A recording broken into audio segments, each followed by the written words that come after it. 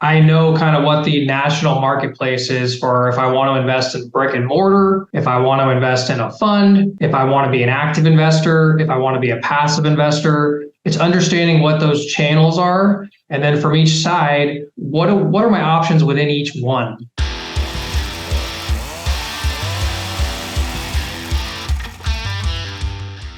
Okie dokie. Welcome everybody to this episode of Sharpen the Saw with the Wise Agent Society. We're excited to have a jam-packed content show with our good friend and esteemed colleague, Nick Emerson out of San Diego, out of La Jolla, even more specifically. And Nick has been with us on a show before and talked a little bit about things, and we discovered, or I learned more about him and some of his specialty focus, which is 1031 exchanges, and then also what he's doing to diversify in his field and to give value to people, clients, and all of those things. So we're going to get into all of that today. Thank you so much for joining us today, Nick. How are you doing? Shay, thanks for having me on, man. It's a pleasure. Looking forward to providing some nuggets of value today for everyone listening to this call to put into action in some form for their business. So thanks for having me on, and I'm looking forward to delivering some goods for everyone. Heck yeah, as you always do. So very exciting. Let's maybe recap real quick what you do.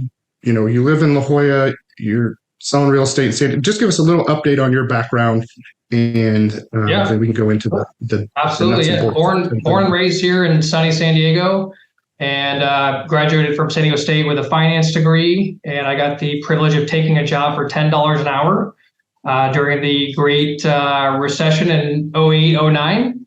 But from that experience in learning how to value properties and working at a bank-owned boutique brokerage, I was able to really understand San Diego County at its core, right? It's not just the beaches, but going all the way to the desert, to the border, up to the military, up into Oceanside.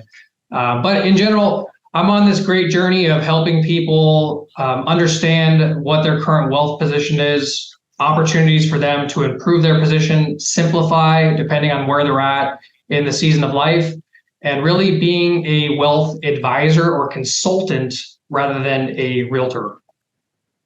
I love it. I think that is such an important piece to the puzzle these days. People are thinking about what they're doing and what they're going to be doing in the real estate field. The more value you can give and the more resources you have as a consultant, the more opportunities for business you have and the more opportunities you have to help people in their goals. Yeah, I was thinking about this for this call. Is like, how did I arrive at where I am today? Mm-hmm.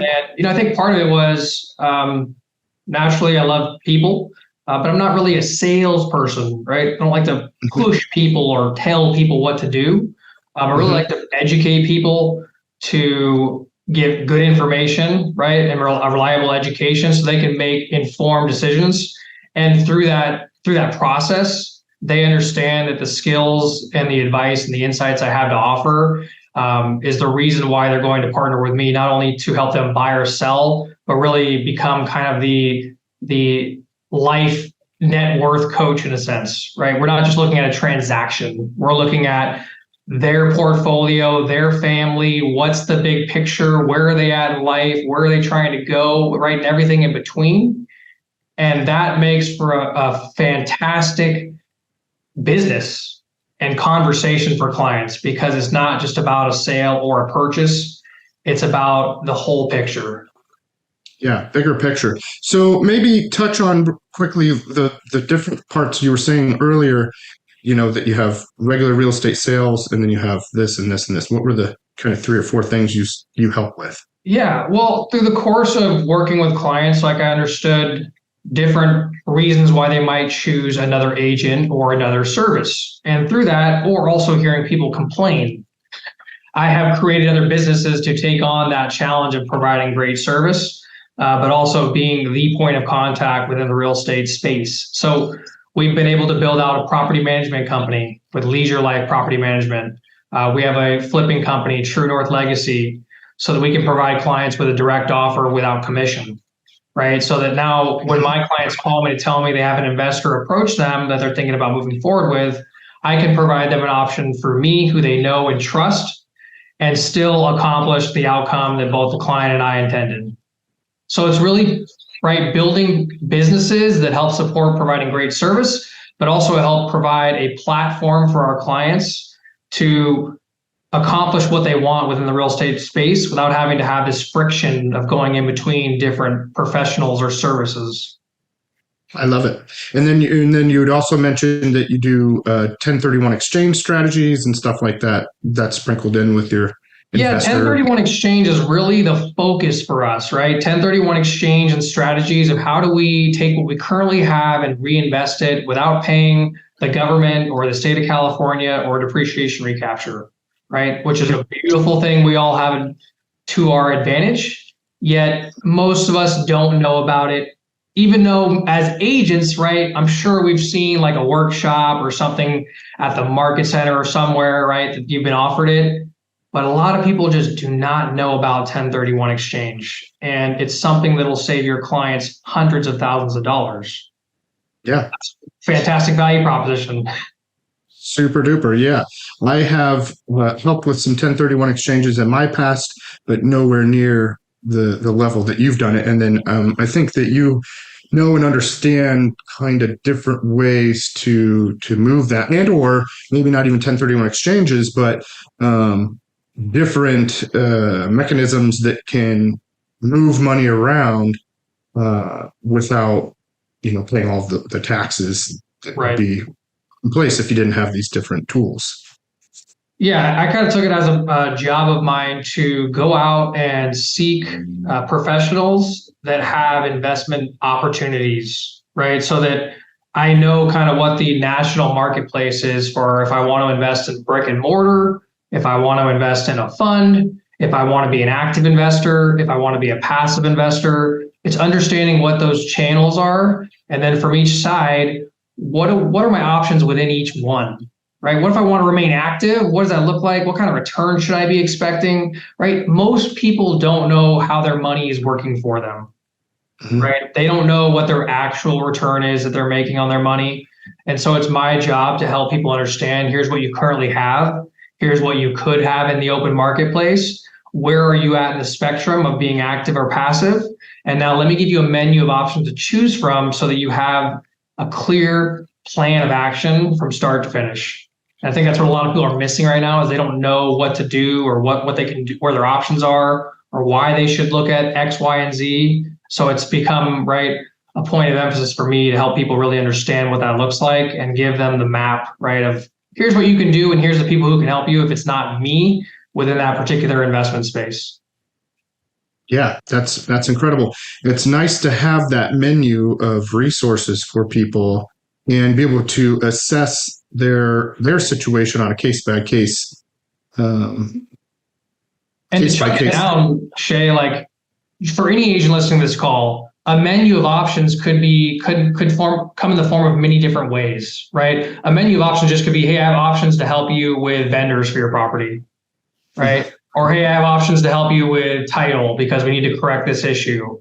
Or, hey, I need a net sheet, so let me give you some options for my escrow officer. Like, understand the menu could be a multitude of things depending on where you're at in your career to help clients. Yep. And as you go, you're kind of more in an advanced situation with your menu. Your menu just has grown over the years because you've taken it upon yourself to develop and learn more tools. Yeah, it's been a journey, right? I didn't start with these options, right? I think that's also important for people to hear is provide a great service, seek to understand what the main problems are for whatever your client base is, and start figuring out how you can provide effective and efficient solutions to consistently help their problems. Yep. Very cool. So I wonder if we should talk a little more about 1031 exchanges, or maybe do you want to talk about what you do maybe first when you sit down with a client or maybe this way, do you do any kind of workshops or teaching on these things in general? Yeah. So every month, we have a wealth call for our Emerson Group community, which is entirely open to agents as well. This stuff is the reality is we can work together as a team across the U.S. and everyone succeeds. So I love to share with other agents of what we're doing, what we're working on, and the content we're providing for clients, right? So a lot of times it's going over different 1031 exchange strategies, case studies, right? We'll go through, here's a client we had and what we helped them with. I think I can open it up real quick to a little bit more about 1031 exchange, because what I want to do is help people understand that the 1031 exchange vehicle is a huge space, right? Now, Shay, when you think of 1031 exchange, like what do you think of, like what comes to mind as far as like, oh, well, who would use that? Well, originally I think of somebody that's depreciated their asset 27 and a half years, which is like who? Like how many people have owned a house that long to depreciate it that long? That's what comes to my head. So I think maybe older people that have had an asset for a long time and they just want to move it into a new asset for maybe a better producing asset. Right. And they can just continue the depreciation. That's kind of what comes to my mind. Perfect. And for me, it was like, oh, it's this sophisticated investor who's like looking at Excel sheets and they're trying to like improve their position by a couple percent, like, right? This really savvy investor.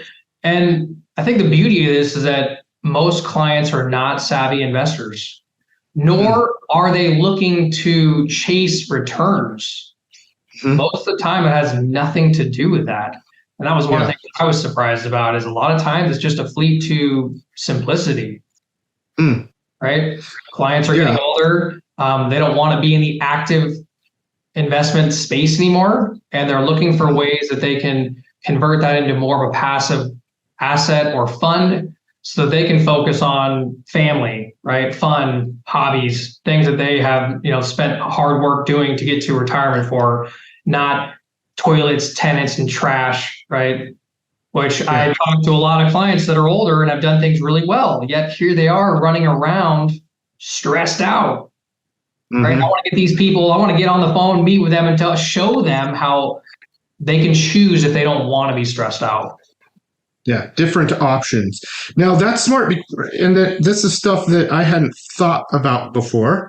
And so maybe go into these, or could you go into like, here's what a normal 1031 exchange is and why they would just do one to the other, and then maybe what the active versus passive stuff is. Absolutely. Yeah, that sounds good. Alrighty. So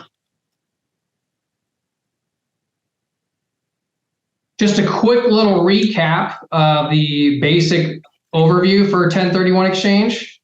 Timeline, 45 days to identify, meaning when you sell your property, your investment property, you're going to have 45 days after closing to write down on an identification paper which properties you intend to purchase. Now, you don't need to close on all of them, but you need to close on one of those properties. One thing I want to point out here is if you're doing this right, you're never worried about these timelines. Typically, we're already in escrow before we even get to the 45-day period. Secondly, 180 days to close, right? So you close on your property, close on the reinvestment property within 180 days. Like kind, this is something, again, the typical things that come up with 1031 exchange tend to be the same things over and over again. One of them is like kind, right? Shay, people want to know, hey, if I sell an apartment building, do I have to buy another apartment building? Or if I sell a condo, do I have to buy a condo? The answer is no. What matters most is the reason or the method at which you're reinvesting, meaning it's an investment property or it's used for business. So I'm selling an investment property and then I'm reinvesting into another asset or business. So investment. That's a good point right there. So it doesn't always have to be just another residential property. It could be a commercial property. Yep. Or not even a property. Could it just be a business? A business? That's right. Yep. Doesn't even have to be a property necessarily. You could buy into a business. Here's an example. My dad just retired from being a dentist. He could 1031 exchange his business that he sold, right, and take that money and reinvest it into a rental property. Wow, this is weird. Using a business use into an investment. Well, I have an actual dentist that's in the same exact position in San Diego. So there that's you cool. go. I'm just writing this down. You became a very good consultant for them. Well, thank you so much. Thanks to you, Nick. All right. Okay, so good. We can do that. Here's another important thing I want to point out to people: the purchase amount or reinvestment amount. Most people think it's all or nothing, right? I have to invest all of it. It's got to be the same or greater, or it's going to blow up. No, you don't. It's a partial exchange. So you could sell a property for $1 million, right? Buy a replacement property for $800,000. And then what's going to happen is you're just going to pay the capital gains and taxes on the delta, right? The difference between the two. So $200,000 is going to be what you're paying boot or taxes on, and you can still accomplish the exchange. I have a lot of clients do this. Yeah. So they pull out a little liquid and then keep the rest tax-free. Here's another great example I just helped a client with as far as being a consultant looking big picture. Military, he purchased 2 condos here in San Diego from 2017 to 2019. Great job. Built a lot of equity, a couple $100,000 in each property, right? These are properties he bought, owner occupied with VA, no money down.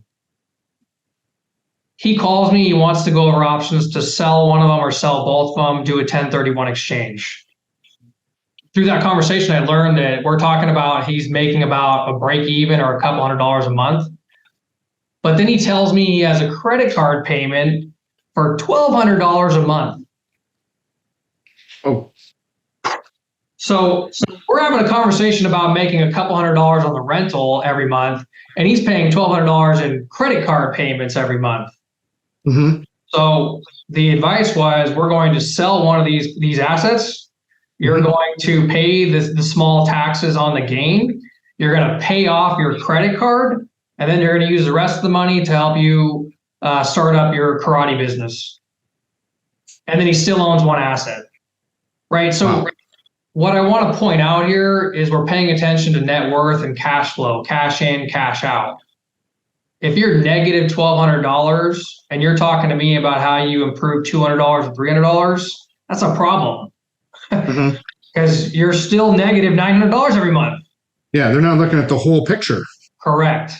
But this is a great example where some good advice, right, from a bigger picture standpoint, allowed him to sell that property, get out of debt, which in theory just made him $1,200 a month better. Yep. Right. So that's what I'm talking about being a wealth advisor, right? I'm not just talking about, oh, you have a condo you want to sell? Let's go sell it. Yeah. I'm saying, hey, hold on a second. What's going on? Why are you selling it? What's the financial information for this picture? And how do I help consult you from that side of things? Very smart. That is compared to like the realtor that's out there like, oh, I'll just sell your place. Right. You know, now you've gone up 3-4 notches more than that. You know, you're giving up 300% more value than they are. It's not helping you just selling a property. Have a better life. Yeah. Exactly. Yep. Cool. When you provide great advice, everything else comes in secondary, right? As far as what you'll get compensated and your net worth. And think of the referrals. Think of who they're going to tell after that, as opposed to somebody that sold their house and, yeah, okay, great. That was done. It was a transaction, right? Now you've provided this whole new level where they're going to tell their family and friends, other military folks, especially, great connection. You can help them. Well, also, you get placed in a different bucket now, right? I'm not a realtor. So I've decoupled myself from the rest of the pack, right? They're not putting me in the same bucket mentally. It's so much so that I actually had a few people call me recently that thought I was a CPA. I was like, thank you very much for the compliment. I'm glad someone referred you to me. I'm not a CPA, yet I can certainly help you, and I can refer you to someone who could help. But right, that just shows you they're looking at me from a different perspective than a realtor in some sense. which is very cool. Very cool. And I try to do the same. I might not be as savvy in some things that you are, but I'm also savvy in some other things. So we try to look at all of those aspects and give them a bigger picture. And then, of course, say, but please talk to your CPA. Yeah, Shay, and I wanted to point out too, this is just one space, right? This is just one niche. So understand, like, you can accomplish this in many different categories, right? This could be a relocation business. This could be a senior relocation business where you're helping people, right, consolidate and move to a senior community. There's a lot of different niches. Yeah. First-time home buyers, military. So just start getting clarity on maybe where you think your niche might be or what you're passionate about within this field, and start working on that, right? Would be a piece of advice. Now, and people out there can call you or I, but you and go over and you'll help them figure Correct. that out. Is that right? That's correct. Yeah, we can go through some options, figure out what might be the best option for you or your client. And also, realtors and agents, like, we're investors. I'm an investor, right? So, like, that's another thing. We're all mind sharing together as realtors, but also as investors. Mm-hmm. So, Yep. Real quick, the like kind requirement, right? This is just piggybacking off what we talked about for investment or business for investment. This just shows you the expansive options you have within 1031 exchange, right? Single family homes, vacant land, multifamily, industrial, senior housing, fractional ownership, billboards, or windmills, right? When you're driving out from San Diego out to Palm Springs, each one of those windmills has an APN number. Wow. This is incredible. Cell towers, I didn't even think of that. Yeah. So yeah, there's a lot of stuff within here. Now, what I've learned too, though, is that I've provided clients this, and sometimes they might get confused because there's too many options. Sure. Right. So first understand, what are we trying to accomplish and why, right? And then start figuring out which type of asset might help or make the most sense for them. Right. But again, the purpose of these slides is to get you thinking of, wow, there's way more out there as far as options and opportunity than just selling a single family and reinvesting in another single family. Mm-hmm. You'll probably get into it, but I would like to know more about fractional ownership, or you were talking about more passive investing. So you'll probably get to that in a bit, right? Yeah, let me go back to that slide real quick. So fractional ownership, this would be similar to like a REIT, right? Mm-hmm. Where you have a fund and you own a percentage within that fund. The difference being, though, that REITs typically buy a portfolio of assets. Right? Okay. Typically in the fractional ownership space within the 1031 exchange, you're looking at investing into a fund of investors that bought an asset. So an example, a smart group of financial individuals goes and sees a storage facility that has 1,000 storage units. They find there's ways they can improve the income from those storage units or the space itself. They buy the asset. They then take 50% of the purchase for equity. So they say, great, investors, we're buying this asset. You can participate with us as part of a fund to acquire it, and you'll become, right, a fractional ownership in the property. You still get the benefits of depreciation, appreciation, right? And you don't have any involvement with any active investment as far as managing the property, dealing with a repair, right?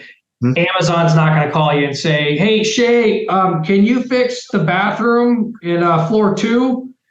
You're not going to get that phone call. So that's one of the benefits of fractional ownership, is it's more of a passive where you're getting a check every month, and at a certain disposition, like 5 or 7 years, they'll sell the asset, and then you'll have a chance to reinvest into another one. Do they kind of tell you that up front? Like, hey, this is going to be a 3-year investment or a 5-year investment, or this is... They can't give you the fixed amount because it's based on market, right? Okay. You're not going to sell the asset if the market's not appropriate for the sale to accomplish a good outcome. So that's why I'm saying they could fix the property up, and then they realize, hey, the prices are where we are, it makes more sense to hold it for a couple more years. That could happen. Okay, makes sense. So what's the difference between TIC and DST? Good question. There's a very subtle difference between the two. Fractional owner, well, DST has a fund, whereas fractional ownership could be more than just a fund for one asset.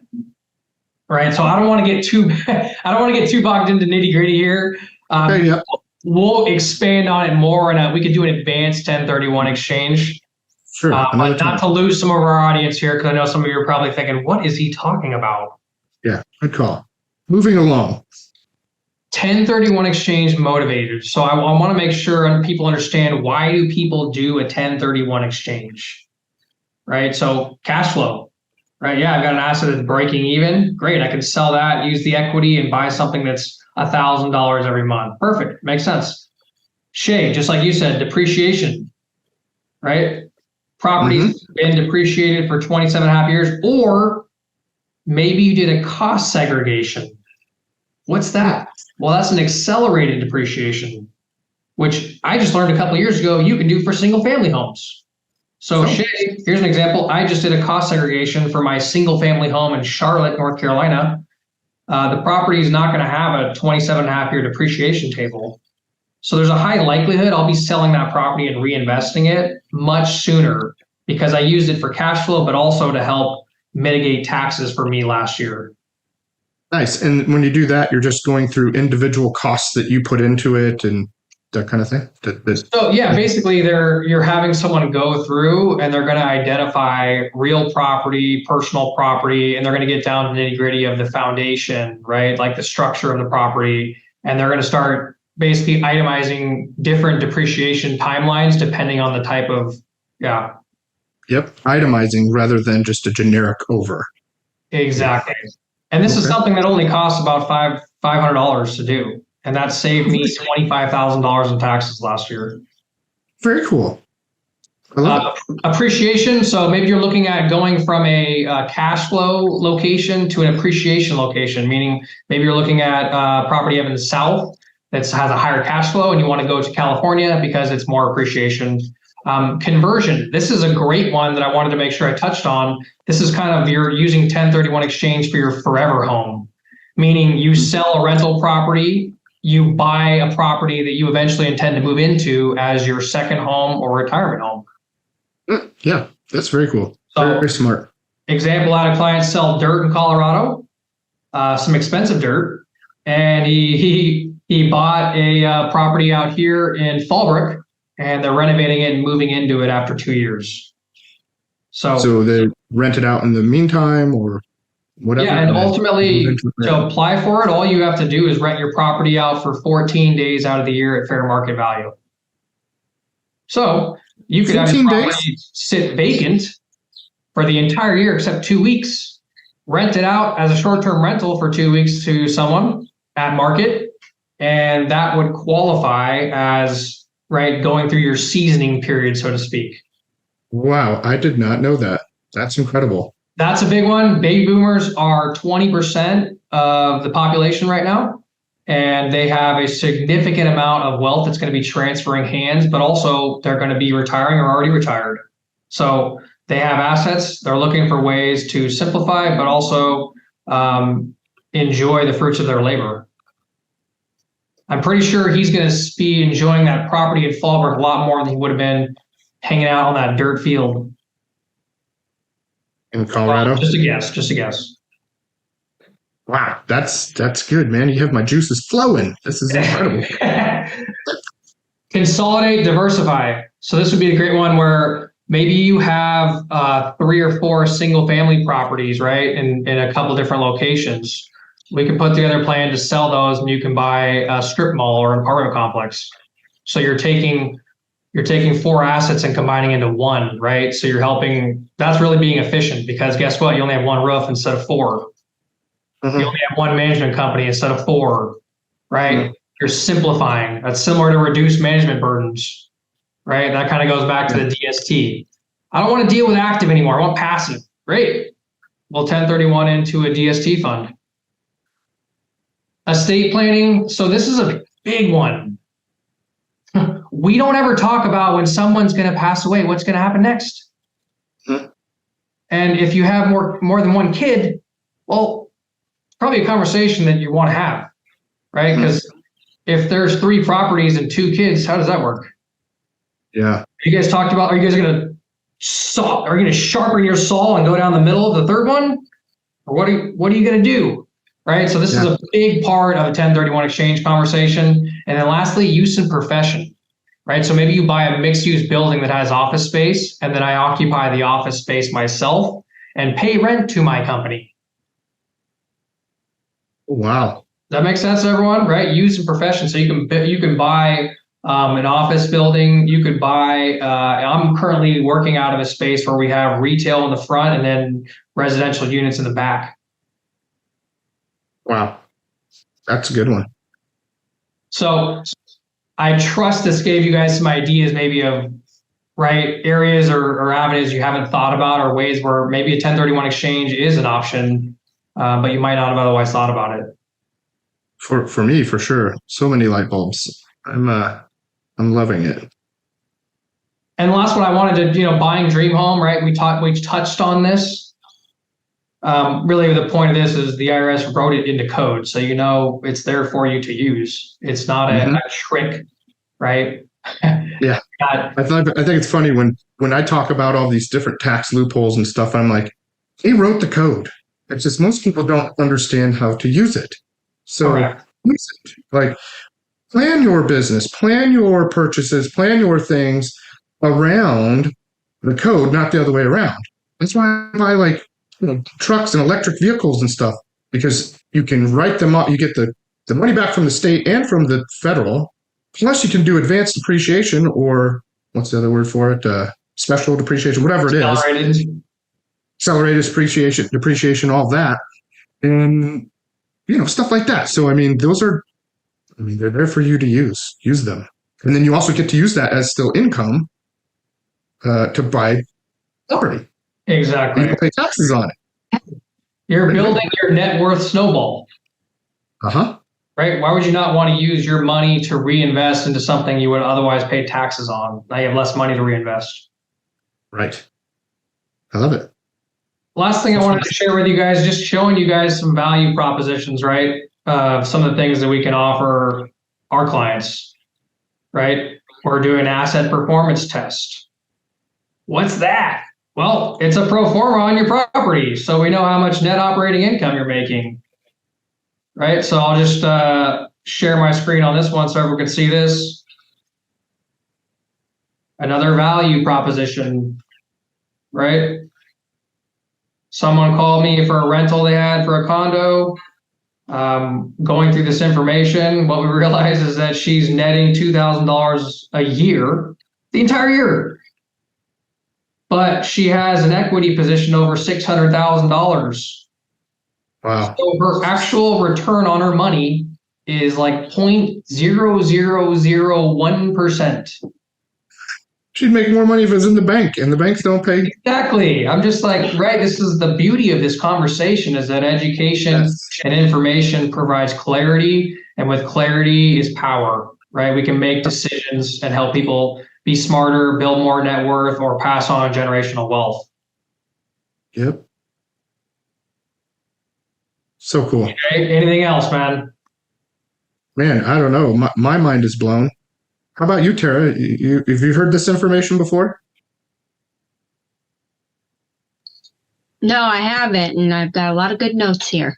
No, I've talked about and learned about 1031 exchanges a bunch over the years. I've helped people do them, but this is even more knowledgeable for me. So, I'm very grateful to have people like you as a resource. And this, I think, another thing for people to know, we work at the same company. We're not on the same team, yet we are here helping each other and the people that are around us grow and do better. And I think that's a very important thing for realtors out there to understand, that successful realtors help and come from contribution and from abundance to other realtors, not the other way around. It's not an ego game and hold everything, this is mine only.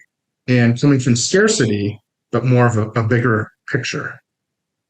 What are your thoughts on that? Absolutely, Shay. I mean, I just want to say that I genuinely care about our agent body providing a great service and being a professionals. So to help kind of huddle up and help each other get smarter, right? Provide better education and skills to better their families, but also everyone they work with. That's out there for all of us, right? And I appreciate you having this platform to share, because to your point, we're all in this together. Right now is a perfect time to be in this environment, right? To be together and helping each other grow, learn, and get smarter. Because there's a lot of going against us right now in the current market. There's a lot of negative self-talk. There's a lot of doubt, right? So I think it's create the energy and the synergy from people like you and I and these groups to help empower people to take action and continue to deliver a great product and service to their clients and trust that they're going to have a very successful business and help a lot of people over the course of time. Yeah, totally agree. Couldn't say it better. That's just what it's all about, is when we help each other and help the greater good, then that's making the environment better for all people. Clients included, other agents. And, that's why I've always been big on building relationships with realtors, is because I know that one day, first of all, we might be doing a deal together, which would be great. So how nice is that when you have a relationship with the person on the other side? But then also being able to help people when they have questions. And I've always been fortunate to have people that I can go to with questions, and that I'm always available as well for people to come and ask me questions. And it's just part of who we are, and why also I think that, we do so well in the communities, because we do come from abundance and we are trying to help people, and people see that, sense that, know that, and want to work with you more. And Shay, you're proactively seeking out people and professionals to learn more skills and information to provide a better product and service. And that's what it's all about too, is you're not just looking to help a client make a commission. It's not that small or simple. That's not what this is about. This really is about, providing a great service of business, and everything else in the commission or income bucket is secondary. It'll all come. So, this has been a great call, and I trust that people have got some value out of it. Is there anything else I can deliver on to further double down on this call? No, I mean, if you want to just maybe give it one quick wrap up on what you think would be the final thing to say, and then we can go on and have wonderful days. Yeah, for me, I would say understand what your client's problems are and put together the appropriate solutions, right? Be proactive. Don't wait till someone asks you for something, because let's face it, we're filled in a society full of mediocrity and average and poor service. So when you can deliver something without being asked of it, and it helps someone take action or do something, that feels good, right? You remember that. Yes. Yeah, I think that's a good way to put it. Another way is to ask better questions and be proactive with your clients. If they have to ask you and you haven't asked them yet, then, well, who's the professional out of that deal, right? Who's running the show there? And then secondly, be an investor first, right? I'm looking at my clients' listings and saying, is this a deal that I should buy if it makes sense? No, it's not. Cool. At least I looked at it. Be out there looking at deals, underwriting things, and becoming more of an investor, so that you can build your net worth and have assets. It's not just enough to have a commission check, right? Correct. It's investing in assets so you can build a passive income stream for your 401k, since realtors don't have 401ks in some sense, so that you can have an option to work with less clients or spend more time with your family or doing things fun. Yep. Diversification, right? Absolutely, man. That's the name of the game. Well, That's the name of the game. Well, this is where I was supposed to pull out my prop saw here and give a really intense visual. Swing it around. I'm not one of those guys that goes around using a handsaw very frequently, so I didn't have that available for my fingertips.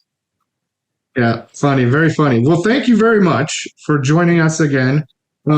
This was super informational for me, and I'm sure it is for all of our guests out there. I hope we can do it again soon. Love to hang out with you next time I'm in San Diego. For everybody out there, we will be doing our national real estate news on Thursdays, 11 a.m. Central, and then join us every week for Sharpen the Saw, 11 a.m. Central Time, where we get to learn all these great things from wonderful people. So again, thank you, Nick, and I hope you have a great day. My pleasure. Cheers. Thanks, buddy.